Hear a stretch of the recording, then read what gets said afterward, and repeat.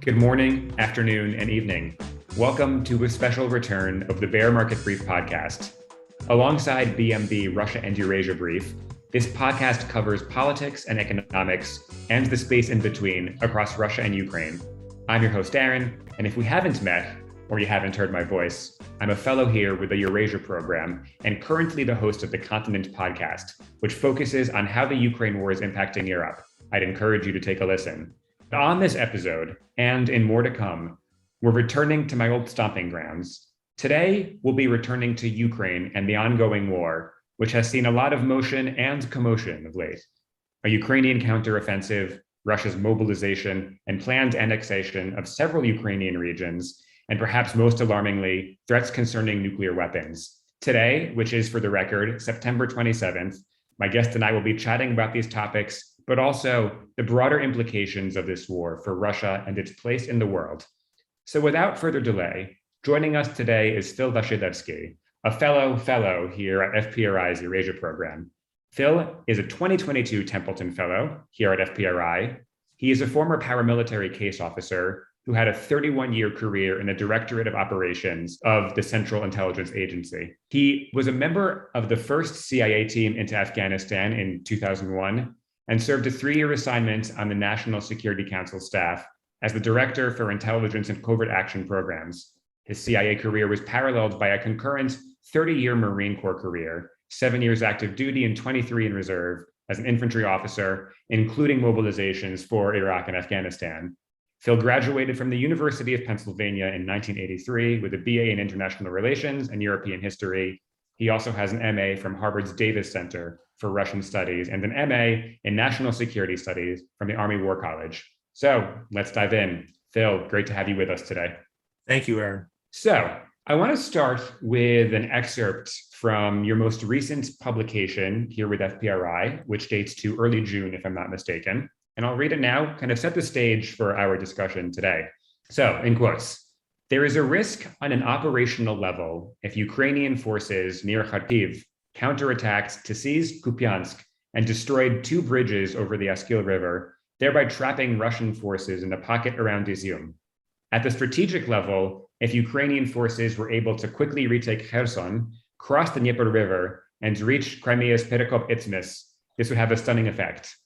Now, the context for that was a discussion, or at least a part of your paper, focusing on what could cause a collapse of Russian forces. And I think, very interestingly, what you said regarding Kupiansk and Kharkiv, that came to pass in September. Ukraine launched a counteroffensive. So I want to start with there. Tell us about this counteroffensive, the latest in the war. What is going on currently? Well, Aaron, when I analyzed the situation in early June, I was struck by how tenuous the Russian supply lines to Izium were, and the fact that its western flank was open for a counterattack towards Kupiansk. I believe that a Ukrainian deep strike towards that city would unnerve the Russian soldiers in the region and possibly lead to a rout due to the brittle nature that I assessed of the Russian army. Regarding Kherson, the situation there was equally untenable for the Russian army. Russia has about a full division of troops, approximately 15 to 20,000 men, in a very narrow pocket across a very wide river, and only 2 bridges to supply them, a clear recipe for disaster. So it didn't take any clairvoyance to see that there was possible troubles set up for the Russians based on the deployment of their forces. Now, in the past few weeks, we have seen how the Ukrainians exploited that open flank near Izium, and how the brittle nature of Russia's military led immediately to a rout, abandoned almost an entire armored division's worth of equipment. I believe the estimate is that the Russians abandoned about a brigade's worth of armor and a brigade's worth of mechanized infantry equipment to the Ukrainians. In Kherson, the Ukrainians have used their new precision munitions from the west to make the 2 bridges across the Dnieper River impassable. They've basically trapped the Russian forces on the north bank. So what that brings us to today is, and I believe that in the next few weeks, we will likely see the Ukrainian army trying to do another strategic flanking movement against the Russians east of the Oskil River, which Kupiansk lay on, and towards the towns of Svatove and Starobilsk to strike deep in the rear and cause another rout. Now, the Ukrainians are working on this right now. There's heavy fighting going on along the Oskil River and also near a town called Liman.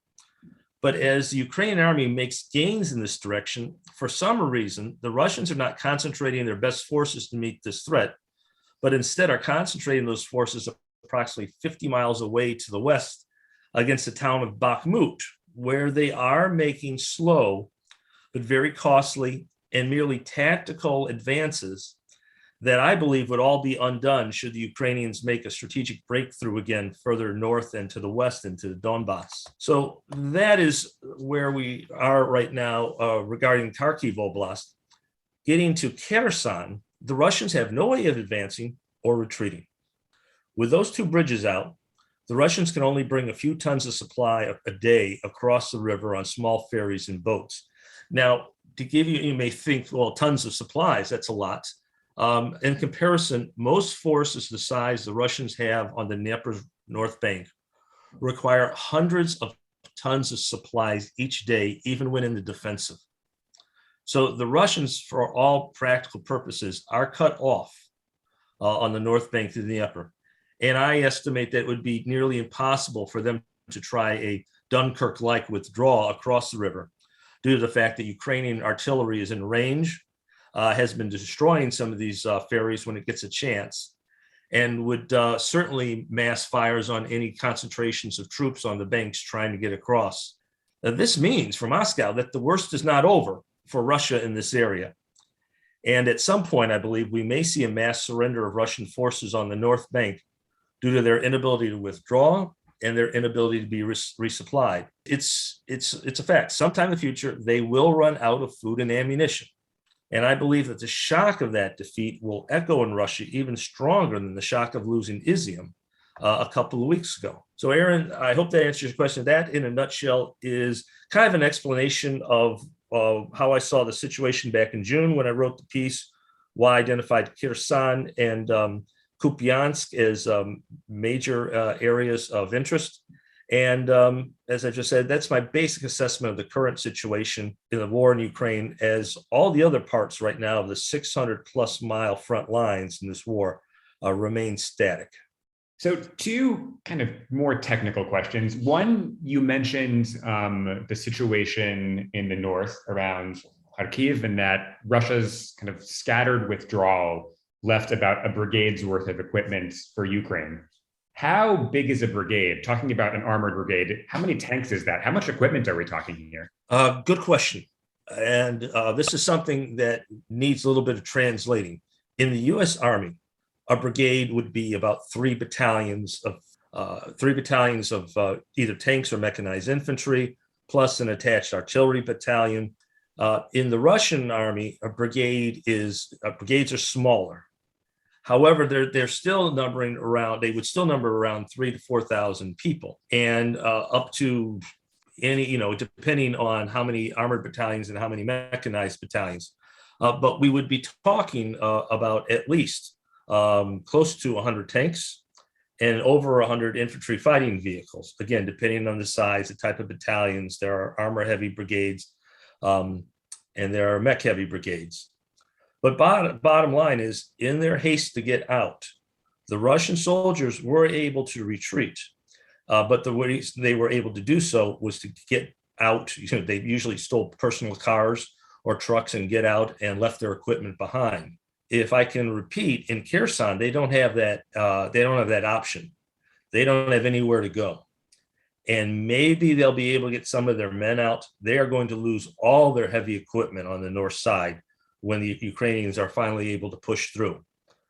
So that is the situation, and our listeners should consider that we're talking about losing hundreds of tanks, hundreds upon hundreds of infantry fighting vehicles, armored vehicles, trucks, anti-aircraft weapons, the whole plethora of military equipment that makes up large-sized units of anywhere from 5,000 to 10,000 men. So one other question around the northern front, and I have another Kherson question to follow, after which we'll go to our next topic.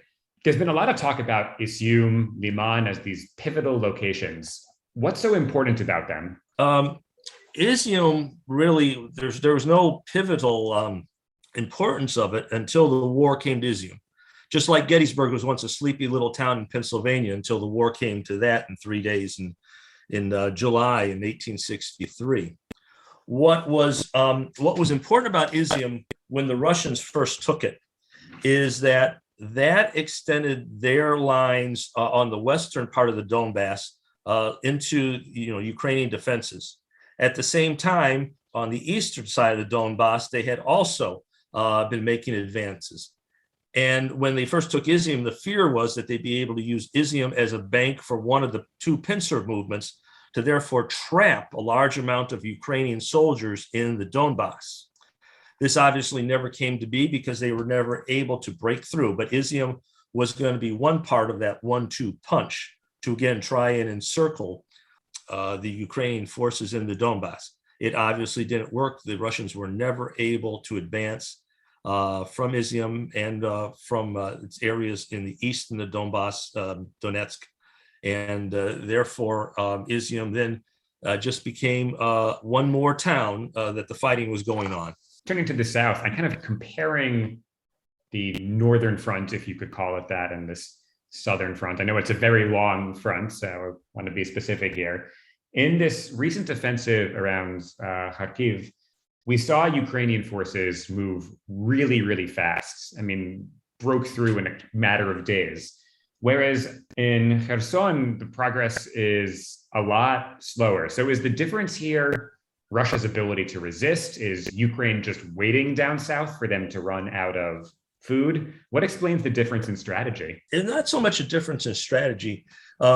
It's just the rhythms that you'll find in combat in war. I'll use a quote.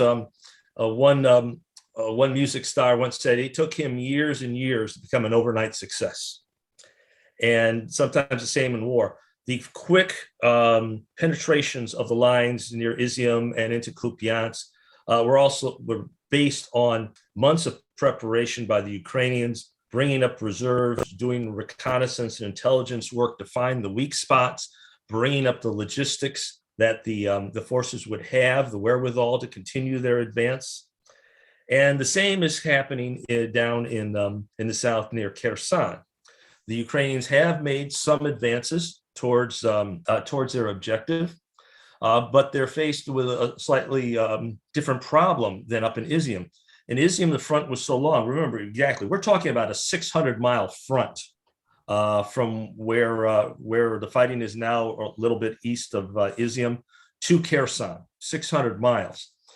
And the Russians were not able to concentrate as many of the forces that they could, say, up there in the west, because they've concentrated more towards taking, like I said, Bakhmut and down near Kherson, where they wanted to take the town of Mykolaiv, which would then allow them to try to make a run towards Odessa, which, as we know now, has never happened.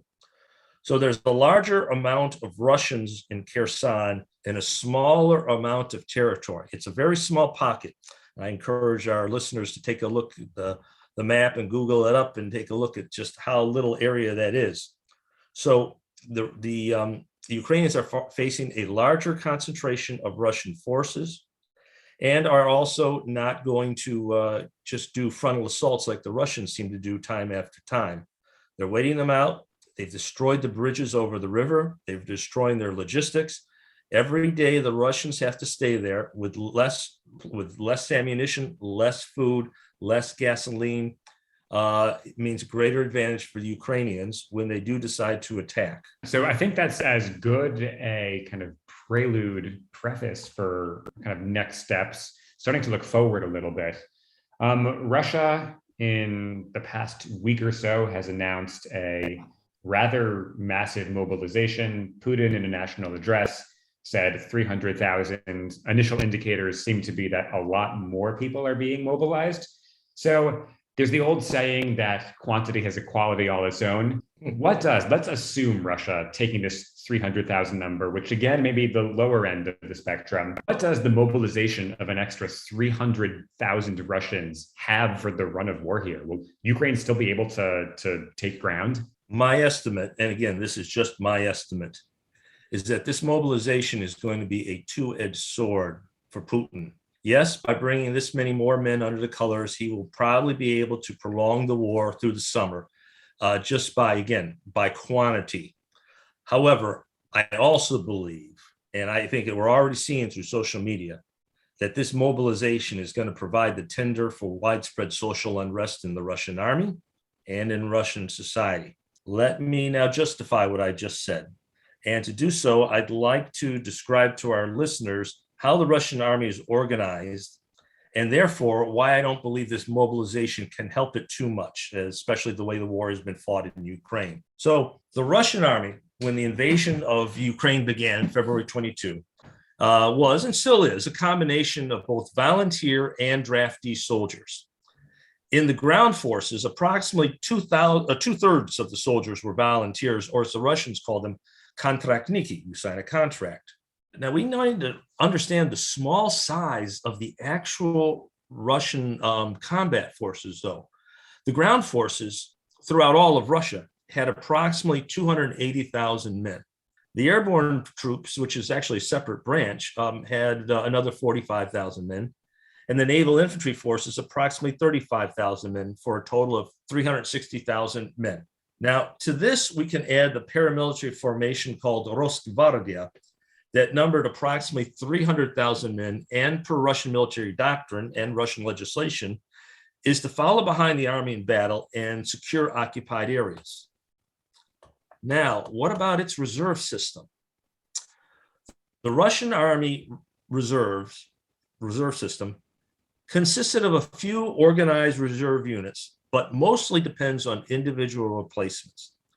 The organized reserve was started in 2015, and it's called BARS, which is an acronym for this Russian title, Boyevoi Armii Reserv Strane. Translated, that's the Combat Army Reserve of the country. Now, the title is equally awkward in Russian as it is in English, but BARS also means leopard in Russian. And that is the name these units are referred to as leopards, as BARS, battalion BARS. It's estimated that when the war began, there were approximately 20,000 BARS reservists and approximately 40 battalion-sized units who trained occasionally during the year and in the summer during exercises. Now, here's the key. Most of these battalions have already been called up. They've seen combat service and have suffered heavy losses. Open source reporting is that many of the BARS reservists were resentful of conditions they faced, and that the government did not come through with their promised pay and bonuses, leaving them to leave when they got back home after their tour was done.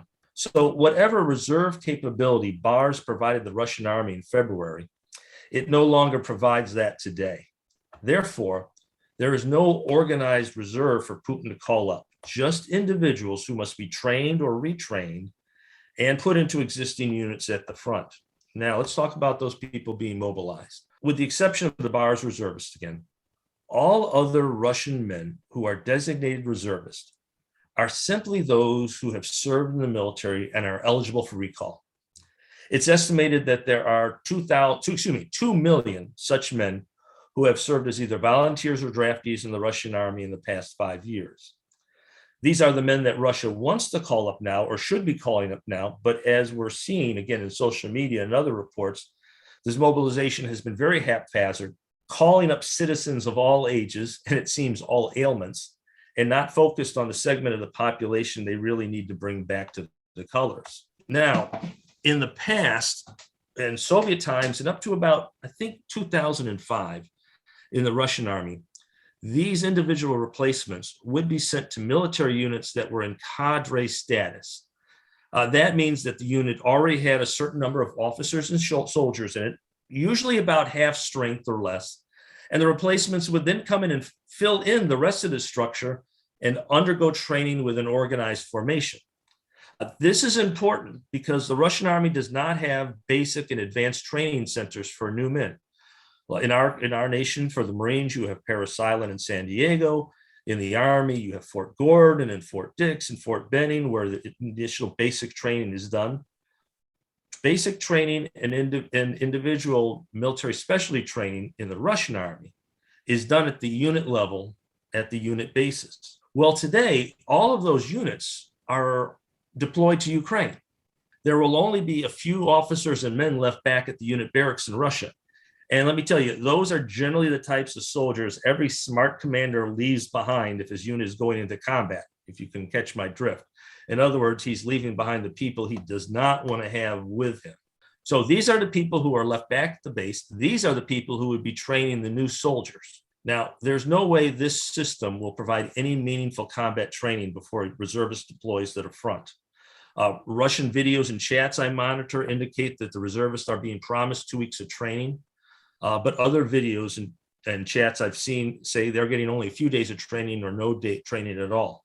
Basically, people are going forward to the war with no training or retraining. And to give you just a really quick comparison, as you said in your introduction, I had a 30-year career in the Marine Corps, 7 years on active duty, 23 in the reserves. At one point, I was the assistant operations officer for a Marine Reserve regiment, an infantry regiment. We trained obviously every weekend, 1 weekend a month, at least 2 weeks in the summer. If you higher up rank, there was more of a commitment than that. But the plan was if we were to be mobilized, as my regiment was after 9/11, the people in the regiment all the Marines would go down to either Camp Pendleton or Camp Lejeune and receive at least a full month's, if not more, training. And this is what was done for those Marine Reserve units, and not to mention Army and National Guard units that were sent to either Afghanistan or Iraq after the events of 9/11. In this case, the Russians have none of that. They have neither organized reserve units left anymore or any plan really to train these people before they have to get onto the front lines. And this here is what I want to stress in answering your question. This is the real Achilles heel of Putin's mobilization. Whether he mobilizes 300,000 people or 1 million people, as I've read in the next few months, it does nothing to solve the Russian military's inability to provide proper logistics, leadership, and weapons to units in combat. To solve these problems, Putin would have to rebuild the entire Russian army and military industrial complex, probably from scratch. There's not enough time to do that, even if it could be done. And this is where Putin is going to be in trouble. Here's where this is a two-edged sword, because these hundreds of thousands of people from throughout Russia are going to be talking back to people on their cell phones, through their Telegram channels and whatever. And the word is going to further get out about how badly this war is being conducted. That's why I made the statement at the beginning of the answer to my question that mobilization will make a difference by prolonging the war, but also possibly by providing the tinder for widespread social unrest in the Russian army and in Russian society. It will prolong the war through the winter by providing enough men to hold the line along the 600 plus mile front. Again, your quantity is a quality comment. But these men are going to suffer greatly from Ukrainian fire, the rain, snow, and ice of the winter, and mostly from the inadequate logistics and leadership of the Russian army. I'd like to stress this: conscript armies with little training, poor living conditions, and that have suffered a series of defeats have historically been prone to disintegration or mutiny. And I don't believe there's any reason why the Russian army in Ukraine should be immune from this tendency as well. So, again, to repeat the answer to your question as I conclude, the newly mobilized men may be able to hold the line during the winter just by sheer numbers, but they will suffer greatly. And their problems broadcast via cell phones across Russia could end up being the impetus of a movement to remove Putin from power. Again, this mobilization is therefore a two-edged sword for Putin, in my opinion. Understood. And I think we'll get to the political implications later, but I want to talk about a more kind of immediate segue here that's just been being discussed a lot, and that's the nuclear question. Russian officials have been talking about nuclear weapons and using them fairly frequently of late. And I wanted to ask, especially given they may understand very well the predicament they're in, what nuclear use means. Is it likely? Could it change things? What would be the implications of Russia using nuclear weapons to stop or escalate this conflict? Thank you, because that is a very serious question. It is something I wrote again about in FPRI in June, and it's with us right now to the current day. And this is what the implications of the so-called referendum are for. Russia, and it happening right now in Ukraine, Russia and its sympathizers in occupied Ukrainian territory are conducting a so-called referendum to provide a basis for incorporating the occupied territories into Russia proper, as was done in 2014 when Russia illegally annexed Crimea. The reason this is being done right now, right after their major defeat, is Putin is hoping to speed up and provide, at least in Russian eyes, a legal basis for using nuclear weapons and hopefully deter Ukraine from further counteroffensives to regain its own territory, fearing that they might now be met with a nuclear response since Russia considers this Russian territory. In my opinion, this is the last gasp of a man with no strategy for victory and dwindling resources to continue the war. Let's discuss the nuclear option here. And there are three kinds of nuclear options. There's a strategic option, there's the demonstration option, a strategic option, and a tactical option. Let's talk about demonstration.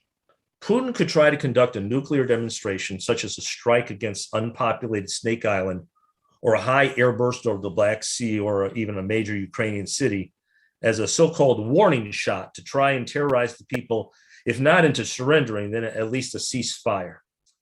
I believe this is unlikely to work.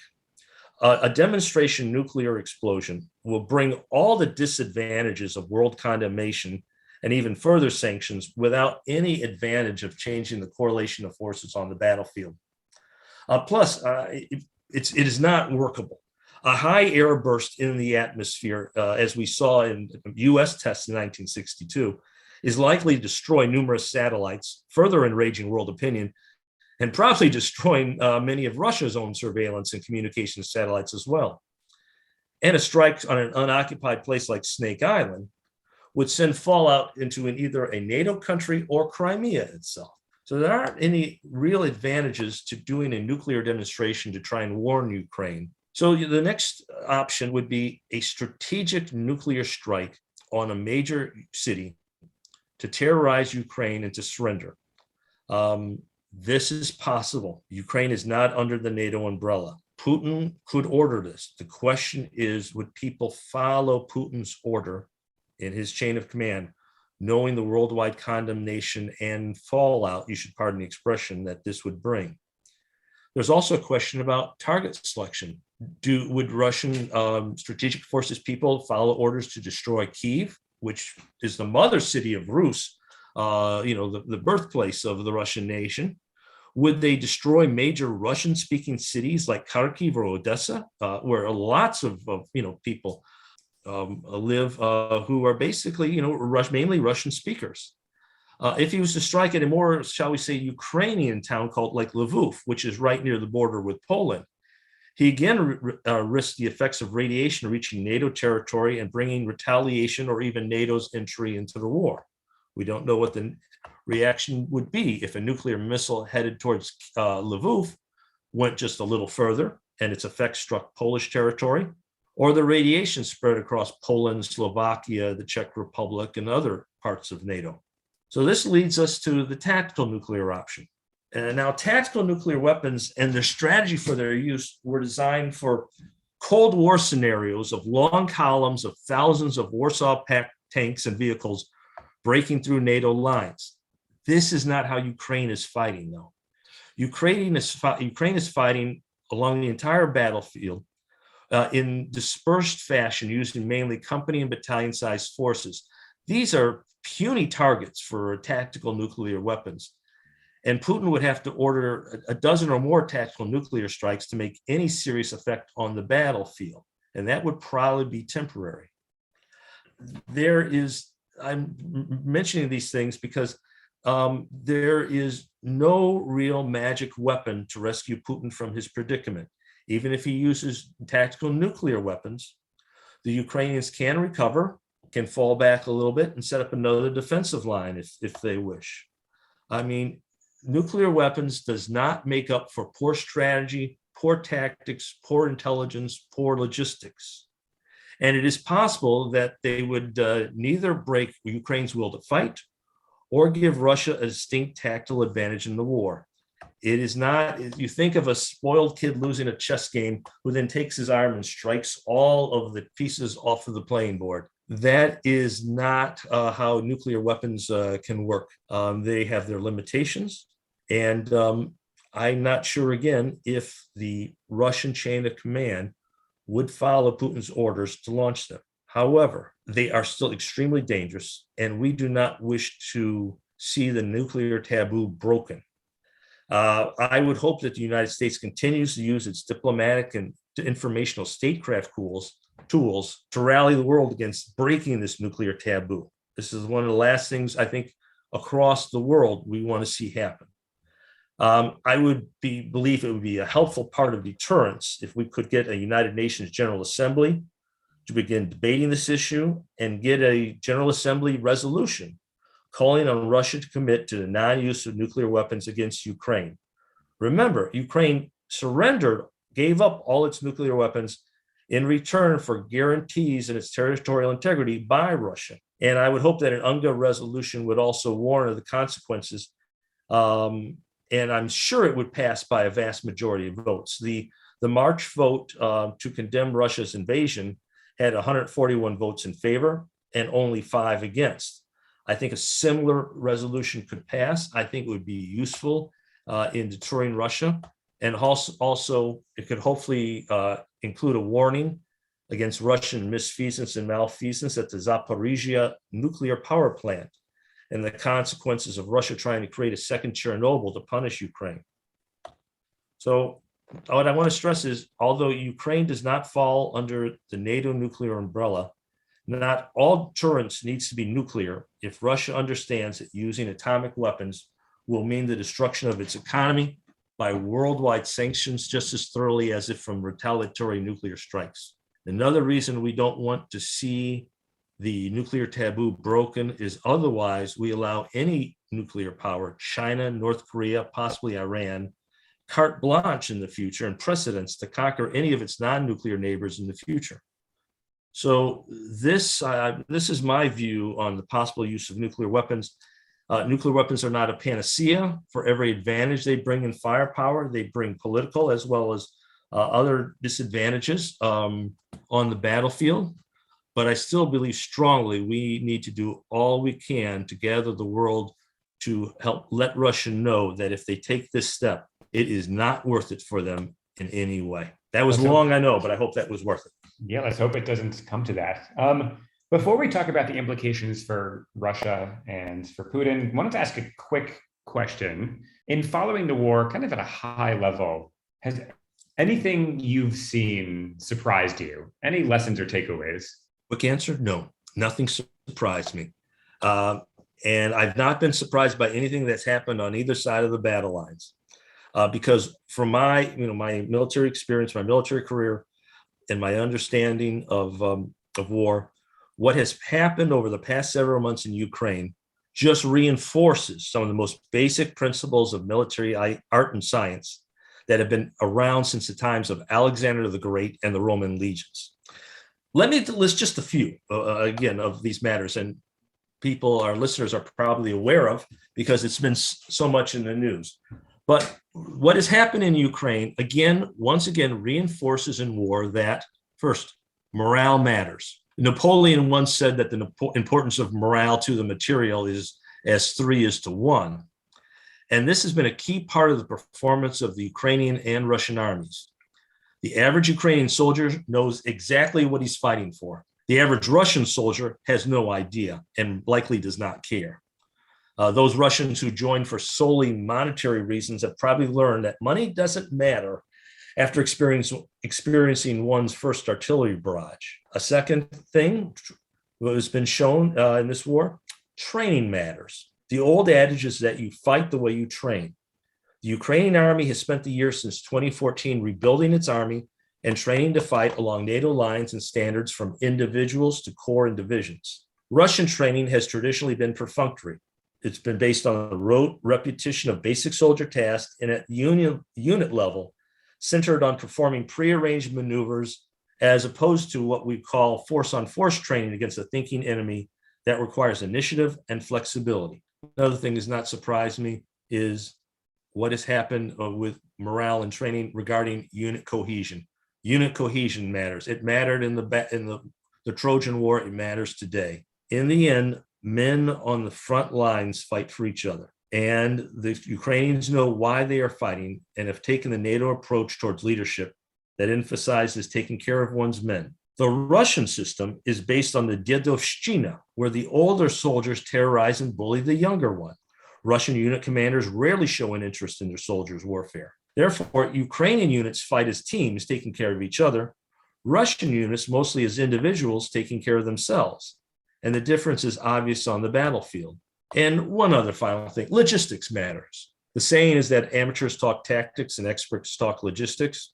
Well, that should be amended to experts talk logistics and maintenance. Russia's failure to seize Kyiv and make major territorial gains at the beginning of the war was in a large part due to horrible logistics and poor maintenance of its vehicles and weapons. This trend continues still today. There are daily reports in Russian Telegram channels and chats about equipment that does not work or units in the field lacking everything from food and ammunition to clean water and proper winter clothing.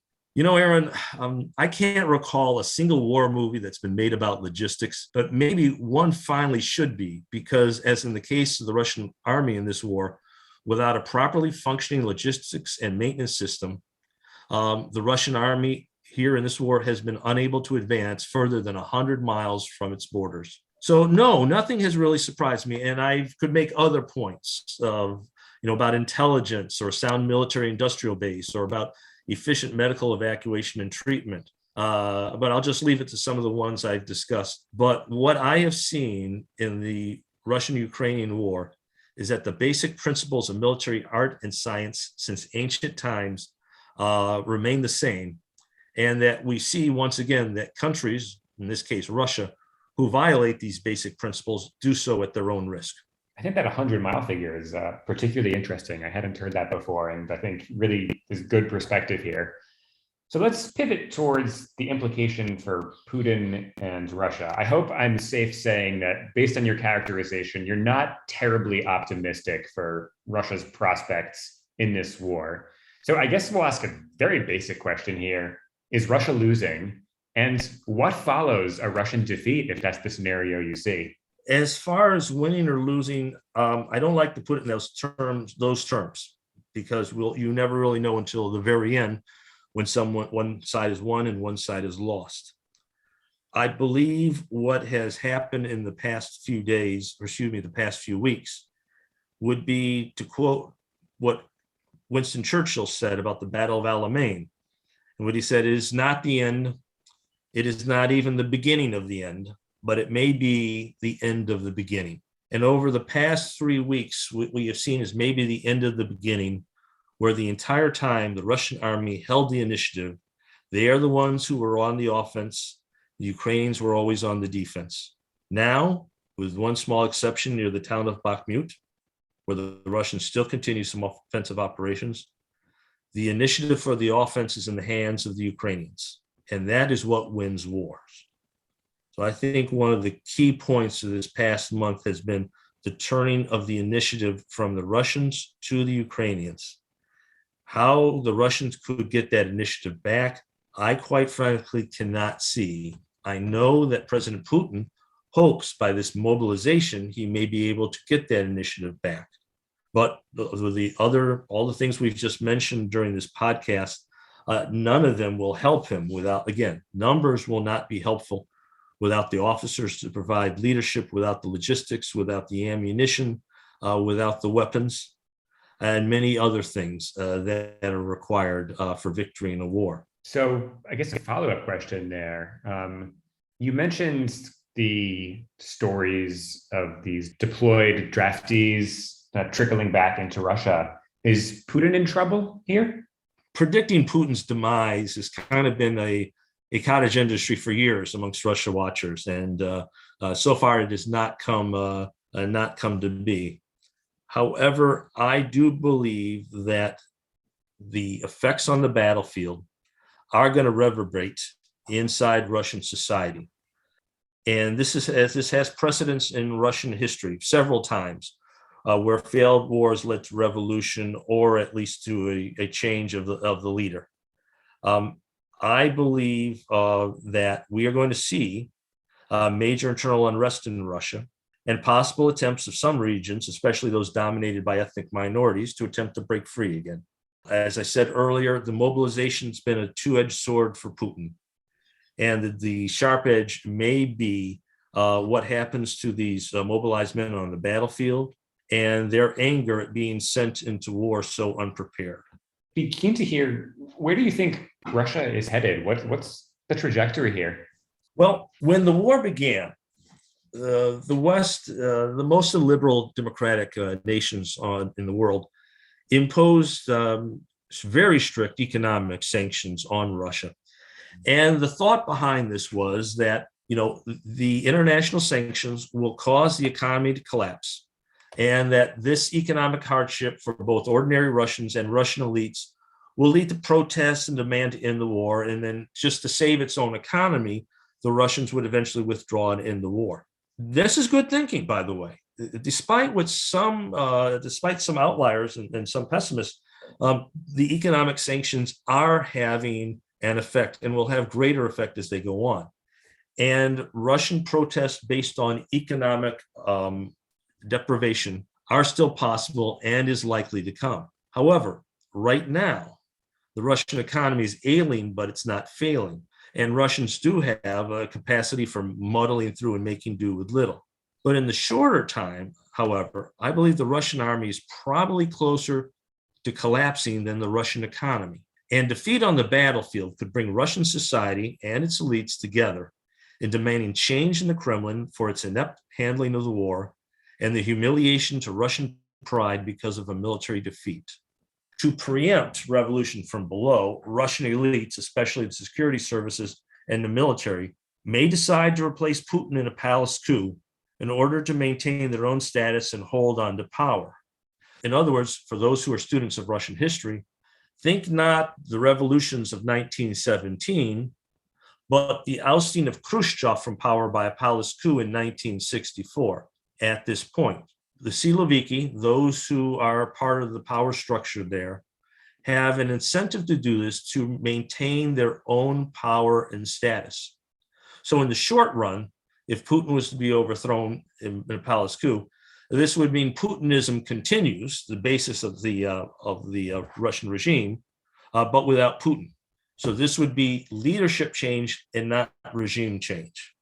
In the longer run, if we want to talk about, however, besides what may happen in the next year or so, if we want to talk about the next decade or two, I believe that how this war affects Russia will depend on the final disposition of Crimea. If Russia loses Crimea, this could be the shock to its political culture and its body politic that it needs to accept and conduct reforms necessary in the spheres of economics and domestic politics.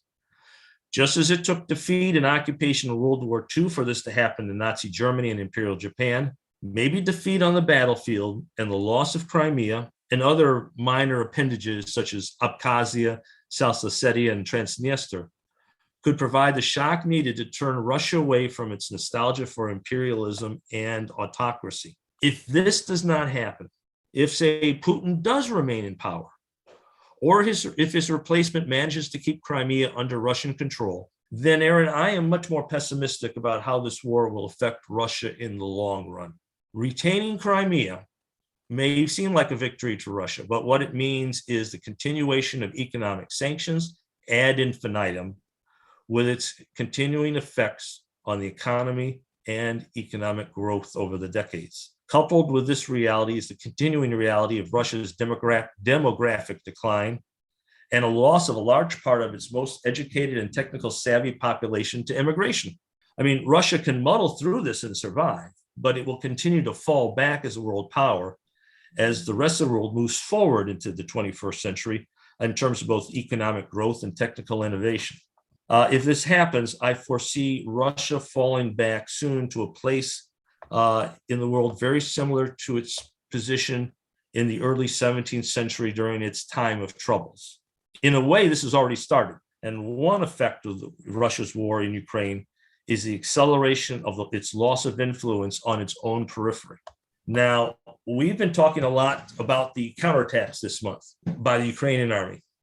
However, in the long term, when we look back at this month of September 2022, what may have been the most influential moment was when President Xi of China was in Kazakhstan meeting with the president, Tokayev, and he said that Russia will guarantee the territorial integrity of Kazakhstan.